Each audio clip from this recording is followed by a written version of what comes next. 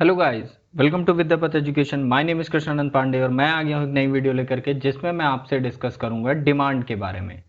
ये chapter economics का सबसे इंपॉर्टेंट चैप्टर माना जाता है और कुछ ऐसे ही गिने चुने चैप्टर्स हैं जो इकोनॉमिक्स में बहुत ही अहम यूँ कह सकते हैं रोल निभाते हैं। जैसे कि डिमांड हो गया, आपका सप्लाई हो गया, तो इन सारे चैप्टर्स के बारे में जानना आपको बहुत ज़रूरी है। ठीक है, इस वाली वीडियो में मैं आपसे डिमांड के बारे में डिस्कस करूंगा और डिमांड के साथ लॉ ऑफ डिमांड के बारे में यानी मांग और मांग के नियम के बारे में आपसे डिस्कस करूंगा। आइए देखते हैं मांग क्या होती है और मांग के नियम क्या हैं। ठीक है, तो जो मांग है ये चैप्टर आप लोग बहुत ही अगर अच्छे से तैयार करते हो तो एक लॉन्ग आने के चांसेस इसके पूरे हैं। ठीक है, तो अगर आप एक ये चैप्टर अच्छे से तैयार कर रहे हो तो आपका एक लॉन्ग क्लियर हो जाएगा। जैसा कि यहाँ फोटो से आप लोग देख पा रहे हो, डिमांड से रिलेटेड मैंने चीज़ें दिखाई हैं। तो इसमें क्या होगा कि आप जो चीज़ की डिमांड कर रहे हो उसके बारे में समझोगे कि एक्चुअल में नेचर क्या होता है डिमांड का, डिमांड कैसे बनती है और लॉ ऑफ डिमांड क्या कहता है। ठीक है, तो बिना टाइम वेस्ट किए वीडियो को शुरू करता हूँ। वीडियो को स्टार्ट करने से पहले एक बात और बता दूं आपको कि अभी तक अगर आपने चैनल नहीं सब्सक्राइब किया तो सब्सक्राइब कर लेना, क्योंकि ये आपके काम की चीज़ है। और कुछ बच्चे मेरे से कह रहे थे कि सर इसका पीडीएफ जो आप पढ़ाते हो, अगर मुझे इसका पीडीएफ मिल जाए तो कैसे मिलेगा। तो लास्ट वाली स्लाइड में मैंने आपको अपने विद्यापत एजुकेशन का जो टेलीग्राम चैनल है उसका लिंक दे रखा है। ठीक है, या डिस्क्रिप्शन में भी लिंक डाल दूंगा मैं, आप लोग देख लीजिएगा, वहां से आप ज्वाइन करके और हर वीडियो का आप पीडीएफ ले सकते हो। ठीक है, तो चलो वीडियो स्टार्ट करते हैं और देखते हैं। सो गाइस, सबसे पहले हम ये देखेंगे कि वो कौन से ऐसे ऐसे की फैक्टर हैं जो डिमांड के पीछे काम करते हैं, जिसकी वजह से डिमांड क्रिएट होती है। यानी कि हेडिंग देख करके ही आप समझ गए होंगे, की फैक्टर बिहाइंड डिमांड। तो अब इसका समझ मतलब क्या है, इसका सिंपल सा मतलब यह है कि जब भी हम किसी गुड्स एंड सर्विसेज की डिमांड क्रिएट करते हैं ना, तो उस डिमांड के पीछे ऐसा नहीं है कि वो डिमांड सडनली बनी है, उस डिमांड के पीछे कुछ ऐसे की फैक्टर्स होते हैं जो काम करते हैं। यानी कि किसी भी डिमांड को, किसी भी गुड्स एंड सर्विसेज की डिमांड तब तक नहीं होती है जब तक वो की फैक्टर उसके पीछे काम ना कर रहे हो। वो कौन कौन से की फैक्टर है, यहां पर आपको लाइन से मैंने वो की फैक्टर दे रखे हैं। सबसे पहले नंबर पर फैक्टर है डिजायर। डिजायर का क्या मतलब है? डिजायर का मतलब इच्छा होती है। जैसे अगर मैं एग्जांपल के तौर पे आपसे बात करूं तो अभी की लाइफ में बहुत सारी ऐसी गुड्स एंड सर्विसेज हैं जो आपको चाहिए। ठीक है, जैसे मान लेते हैं अगर आप एक एंड्रॉयड फोन चला रहे हो और अगर आपको एप्पल का फोन चलाना है, ठीक है, तो एप्पल का फोन आप देखते हो तो सोचते हो कि यार मेरे पास ये एप्पल का फोन होता ना तो क्या मजे होते, है ना, कि एप्पल का फोन मुझे चलाने को मिल रहा।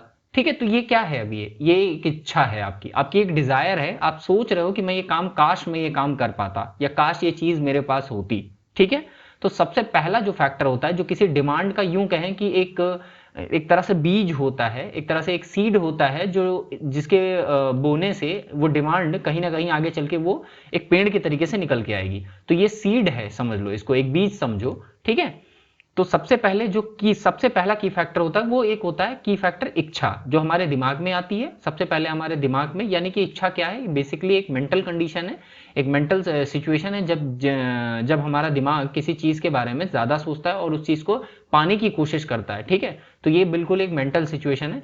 सेकंड आती है, आपके सामने है एबिलिटी टू पे। एबिलिटी टू पे का मतलब भुगतान करने की क्षमता। अच्छा एक बात बताओ, जब तुमने ये एप्पल मोबाइल के बारे में सोचा तो तुमने इसको मार्केट से जाकर के परचेज क्यों नहीं किया? क्यों? क्योंकि रिसोर्सेस यानी कि मनी, आपके पास मनी कम थी, या यूं कहें कि पैसे नहीं थे आपको परचेज करने के। यानी कि आपके पास जो भुगतान करने की क्षमता है, एबिलिटी टू पे, ताकि आप उस गुड्स एंड सर्विसेज को परचेज कर सको, वो चीज आपके पास नहीं है। ठीक है, तो इसी वजह से अभी आप डिमांड नहीं क्रिएट कर पा रहे हो। ठीक है, अब अगर हम देखें तो पहला है डिजायर, दूसरा है एबिलिटी टू पे और तीसरा है विलिंगनेस टू पे, यानी कि भुगतान करने की तत्परता कितनी है। तत्परता का मतलब क्या होता है? जैसे कि मान लेते हैं कि आपको एप्पल का मोबाइल चाहिए और आपके पास पैसे भी हैं, फिर भी कई बार आप देखते हो कि बहुत सारी चीजें ऐसी गुड्स एंड सर्विसेज लाइफ की होती हैं जिन्हें हम परचेज नहीं करते। क्यों?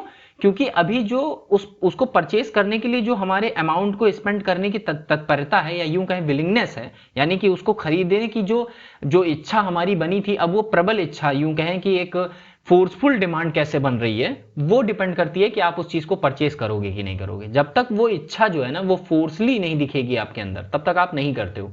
जैसे कि अक्सर एग्जाम आता है जब आपका, तो हम एक्सपेक्ट करते हैं आपसे कि भाई आप पढ़ाई कर रहे हो घर पे बैठ के, लेकिन आपके पास टाइम भी होता है, बुक भी होती है, फिर भी आप पढ़ाई नहीं करते हो। यानी कि आपके पास टाइम है, डिजायर है, एबिलिटी टू पे है, और साथ ही साथ आपके पास टाइम भी है और विलिंगनेस नहीं है। विलिंगनेस नहीं है, इसी वजह से आप पढ़ते नहीं हो। यही विलिंगनेस जब हो जाती है तब आप पढ़ना स्टार्ट कर देते हो। तो बहुत सिंपल सा एग्जांपल है, इससे समझने की कोशिश करना कि पहले हमें क्या होता है, पहले हमारे अंदर इच्छा जागृत होती है, फिर उसके बाद हम ये चेक करते हैं कि हमारे पास एबिलिटी टू पे है या नहीं है, फिर उस एबिलिटी टू पे होने के बावजूद भी हम ये देखते हैं कि हमारे पास ये जो विलिंगनेस है पे करने की, यानी कि हमारे अंदर जितना कौतूहल है ना उस चीज को पे करके, हाँ मुझे अब चाहिए ही चाहिए, मुझे जाना है लेने, ये चीज नहीं आती है कई बार, तब तक आप उस चीज की डिमांड क्रिएट नहीं करते हो। आई होप ये टॉपिक क्लियर हो गया। अगर आपको क्लियर नहीं हुआ तो बहुत सिंपल सी चीज है, ऐसे समझ लो कि जैसे डिमांड है, ठीक है, तो जो डिमांड है वो इन 3 फैक्टर्स से मिलकर बनेगी, ठीक है। जब तक ये 3 फैक्टर इसके पीछे काम नहीं करेंगे तब तक डिमांड आप क्रिएट नहीं करोगे, ठीक है। समझ में आ गई बात? आगे बढ़ते हैं। आगे टॉपिक है हमारा डेफिनेशन ऑफ डिमांड, ठीक है। तो सबसे पहले हम ये समझेंगे कि मांग की परिभाषा क्या है। एक्चुअल में मांग कहते हैं, अक्सर हम जब मांग चैप्टर आपको पढ़ाते हैं ना, ये यूं कहते हैं कि डिमांड चैप्टर पढ़ाने जा रहा है।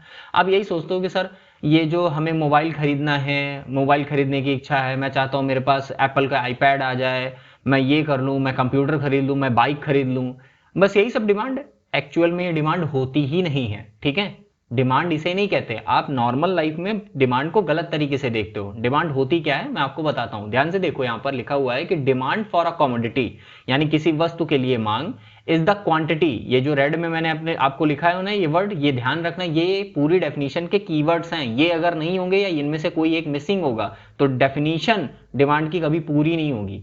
तो demand for a commodity is the quantity, यहां एट होगा जो कि नहीं है, at which a consumer is willing to buy at a particular price. What do you mean by particular price? अब इस चीज को ध्यान से समझना, particular price at a particular time। तो 3 चीजें, पहली क्वांटिटी, ठीक है, आपके पास आ गई क्वांटिटी। दूसरा क्या है, willing to buy, ठीक। उसके बाद अगला क्या है, टाइम। उसके बाद प्राइस, क्योंकि प्राइस किसी भी कमोडिटी की डिमांड में बहुत अहम रोल रखता है, ठीक है, इस बात का ध्यान रखना। ये 4 चीजें इस पूरे डेफिनेशन की कीवर्ड हैं, या यूं कहें कि मात्रा, एक निश्चित मूल्य, एक निश्चित समय और क्रय करने की तत्परता या तैयार होना। ये 4 चीजें बहुत ज्यादा जरूरी हैं। एक एक करके समझाता हूं, ध्यान से समझना। जब भी आप डिमांड करते हो ना तो एक कोई स्पेसिफिक क्वांटिटी मांगते हो। जैसे अगर आपको शुगर परचेज करनी है तो आप कहोगे कि मुझे 1 kg शुगर चाहिए। आप शॉप पे जाकर के ये नहीं कहते हो शुगर दे दो, ठीक है। और अगर आप ये कहोगे कि शुगर दे दो तो सामने वाला जरूर पूछेगा कितनी चाहिए। तो जितनी चाहिए होती है उसके बारे में जरूर बताते हो कि मुझे 1 kg चाहिए, या आप कई बार कहते हो मुझे 1 पाव शुगर दे दो, ठीक है, या ½ kg शुगर चाहिए मुझे, ठीक है, ऐसे बोलते हो। तो ये स्पेसिफिक क्वांटिटी को डिनोट करता है। ऐसा नहीं है कि हाँ बस शुगर दे दो, जितनी भी है उतनी दे दो, ऐसा नहीं होता है, ठीक है।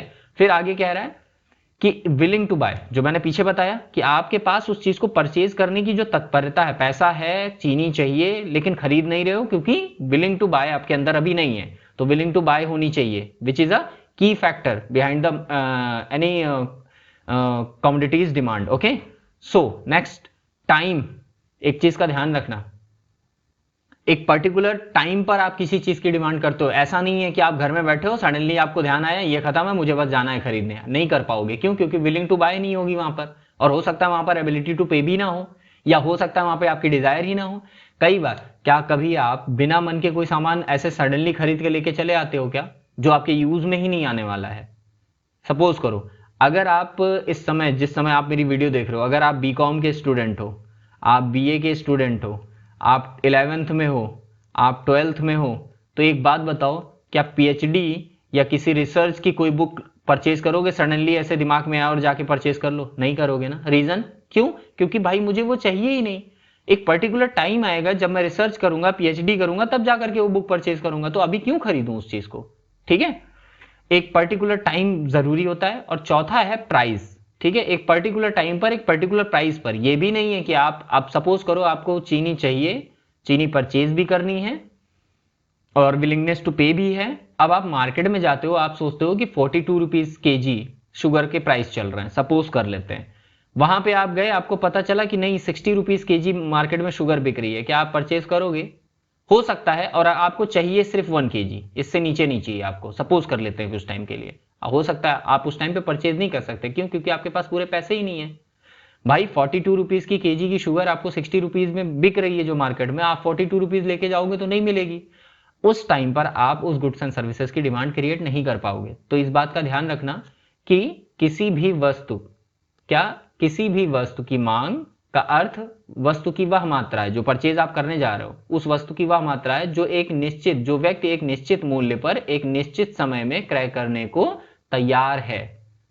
तब हम कहेंगे कि उस चीज की पर्टिकुलर डिमांड हो रही है। आई होप टॉपिक क्लियर हो गया। अगर नहीं हुआ तो ध्यान से पहले एक बार मैं कई बार जब भी मैं वीडियो बनाता हूं तब भी मैं कहता हूं, प्लीज पढ़ाने से पहले मैं आप लोगों को इन्फॉर्म भी नहीं कर पाता हूं, वो बात अलग है, लेकिन कोशिश ये किया करो कि एक बार आप अपने चैप्टर की रीडिंग करके आया करो, ठीक है? तब आपको ये कॉन्सेप्ट ज्यादा समझ में आएंगे, ठीक है? आगे बढ़ते हैं। अब यहां मैंने आपको डिमांड टेबल के थ्रू डिमांड समझाया है। मैंने आपको आईसी कर्व पढ़ाया था, उसमें भी बताया था। जितने भी चीजें मैंने पढ़ाई हैं, जितने भी प्रिंसिपल्स पढ़ाए हैं, मैंने कहा है कि डिमांड इकोनॉमिक्स में कोई भी चीज टेबल के थ्रू ही समझाई जा सकती है। विद इन द नंबर आप उस चीज को इवेल्युएट करते हो, उस चीज को पहले आप एनालाइज करते हो, फिर आप रिप्रेजेंट करते हो।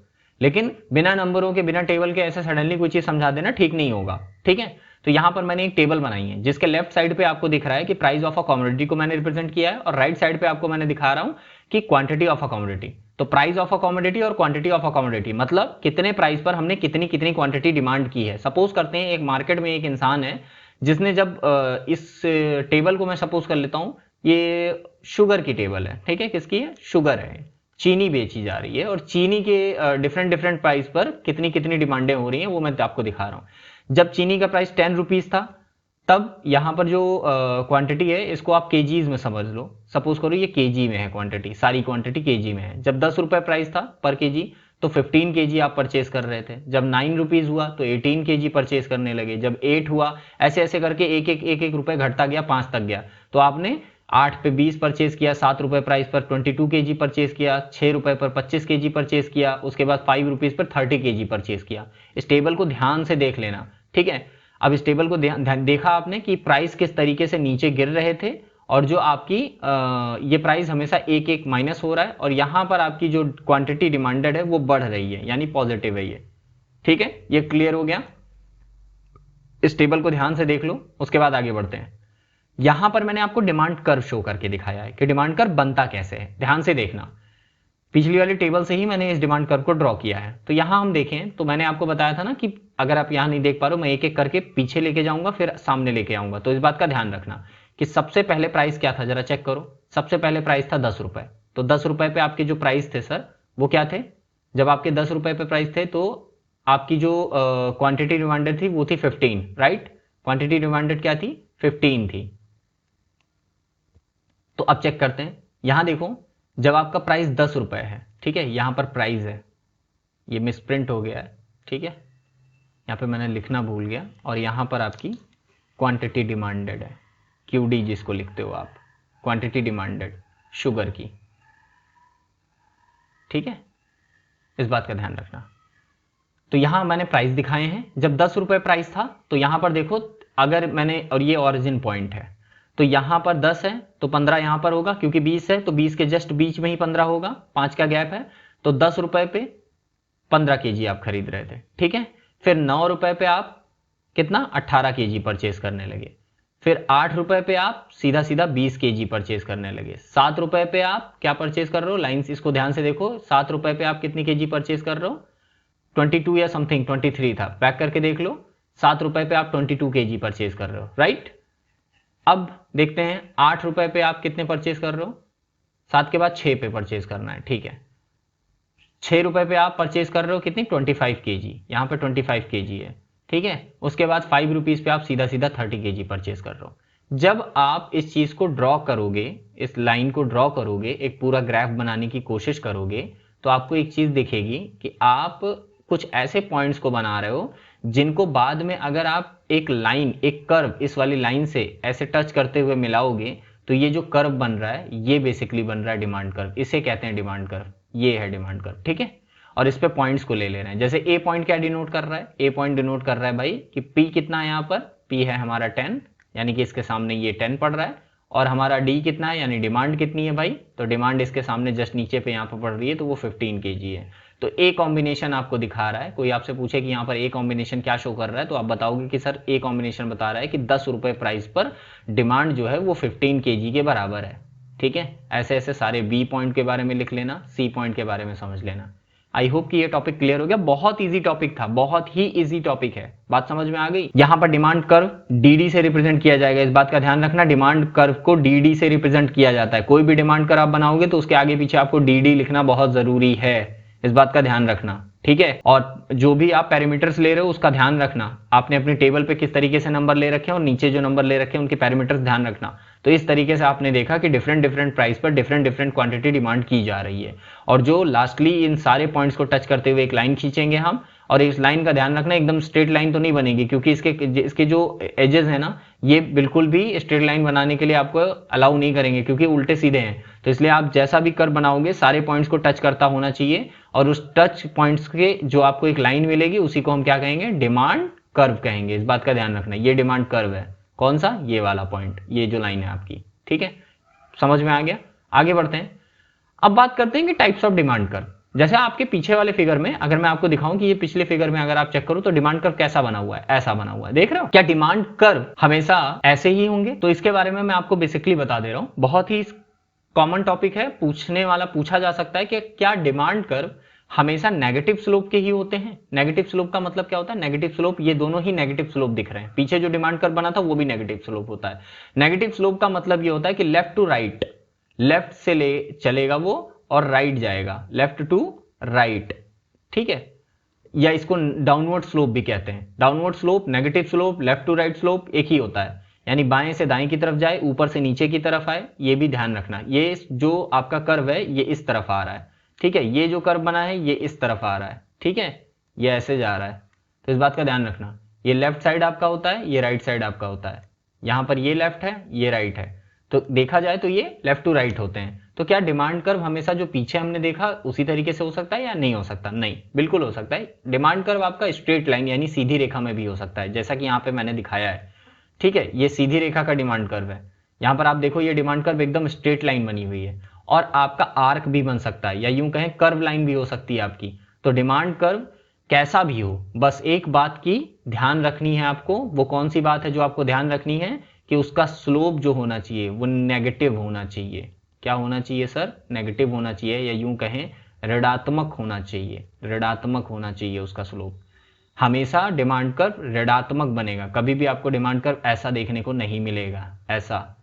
इसको पॉजिटिव, ये उल्टा हो गया। और हमेशा इस बात का भी ध्यान रखना, ऐसा भी नहीं देखने को मिलेगा, और ना ही डिमांड कर्व कभी ऐसा देखने को मिलेगा आपको, ऐसा। ये अपवर्ड स्लोपिंग होता है, ये अपवर्ड स्लोपिंग होता है। ठीक है, इस बात का ध्यान रखना, अपवर्ड स्लोप है। तो इस बात का ध्यान रखना कि डिमांड कर्व कैसा भी हो वो नेगेटिव स्लोप होना चाहिए उसका। नेगेटिव स्लोप मतलब left to right downward slope में होना चाहिए, ऊपर से नीचे की तरफ गिरता हुआ होना चाहिए। अगर मैं कह दूं कि ये कैसा डिमांड कर्व है, तो ये नीचे से ऊपर बढ़ रहा है, जबकि मैंने कहा कि ऊपर से नीचे गिरता हुआ होना चाहिए। तो इस बात का ध्यान रखना। और इस वाली वीडियो में सिर्फ इतना ही, बहुत छोटी सी वीडियो बनाई है ताकि आपको डिमांड के बारे में ज़्यादा टाइम ना लगे, बहुत जल्दी आप बहुत कम टाइम में बहुत कम शब्दों में सीख जाओ। ठीक है, आई होप कि इस टॉपिक से आपको कुछ समझ में आया है। और एक रिक्वेस्ट है मेरी जो आप लोगों से अक्सर रहती है, वो ये रहती है कि आप लोगों को अगर मैं अपना डेटा शेयर करूं तो मैं देखता हूं कि अक्सर बहुत सारे बच्चे हैं जो वीडियो को देखते तो हैं लेकिन वो लाइक करते हैं, लाइक करने के बाद वो चले जाते हैं। और अक्सर मैंने ये देखा है कि मेरी क्लास में भी बहुत सारे बच्चे जहां मैं पढ़ाता हूँ वहां पे भी मैं देखा हूँ कि बहुत सारे बच्चे देखते हैं, कहते हैं हाँ सर समझ में आया, लेकिन जब क्वेश्चन पूछो तो उनको समझ में नहीं आता कि वो क्या पूछ रहे हैं। ठीक है, इस बात का ध्यान रखना। तो वीडियो में अगर आपको कोई चीज़ फंसती है, आपको कोई चीज़ कंफ्यूजन है, कोई चीज़ नहीं समझ में आ रही, तो प्लीज़ कमेंट सेक्शन में जा करके मुझे बताया करो, मुझे पता तो चले कि हाँ तुम लोगों ने देखा। और अल्टीमेटली अगर तुम्हें सब कुछ समझ में ही आ रहा है तो एटलीस्ट तुम्हारा एक लेटर टाइप करने में कोई तुम्हारा हाथ नहीं घिसने वाला। ठीक है, तो लेटर टाइप करने में तुम्हारा कोई दिक्कत नहीं होने, एक कमेंट करके बताया करो कि हाँ सर समझ में आया या नहीं आया। लाइक करने से ठीक है, वो मैं समझता हूँ, लाइक में मुझे नहीं पता चल रहा है कि तुमने देखा था तो तुमने लाइक किया है, लेकिन कमेंट करने से, तुम्हारे नाम पढ़ने से मैं समझ जाता हूँ कि हाँ तुमने देखा और तुम्हें समझ में आया। ठीक है, तो लाइक एंड शेयर कर दिया करो वीडियो, और इससे क्या होगा कि तुम्हारे जितने भी दोस्त होंगे, जितने भी तुम्हारे कलीग्स होंगे, उनको भी ये वीडियो मिलेगी, उनके इन्फॉर्मेटिव वीडियो पढ़ाई से रिलेटेड है, तो जितना ज़्यादा स्प्रेड कर सकते हो उतना स्प्रेड करो। ठीक है, आई होप नेक्स्ट वाली वीडियो में मिलते हैं। Thank you so much. और अगर आपको मतलब इसका वीडियो का PDF चाहिए तो मैं डिस्क्रिप्शन में इसका वीडियो लिंक दे रहा हूँ टेलीग्राम चैनल का डिस्क्रिप्शन पे आपको लिंक मिल जाएगा नीचे। और अगर आप इंस्टाग्राम पे मुझे फॉलो करना चाहते हो तो ये मेरा इंस्टाग्राम हैंडल है विद्यापत_education। वहाँ पे जा करके आप मुझे फॉलो कर सकते हो। ऐसा लोगो देखने को मिलेगा आपको, चाहे आप टेलीग्राम चैनल पे जाओ चाहे आप इंस्टाग्राम पे जाओ। थैंक यू और पढ़ाई करते रहो, ठीक है। God bless you all.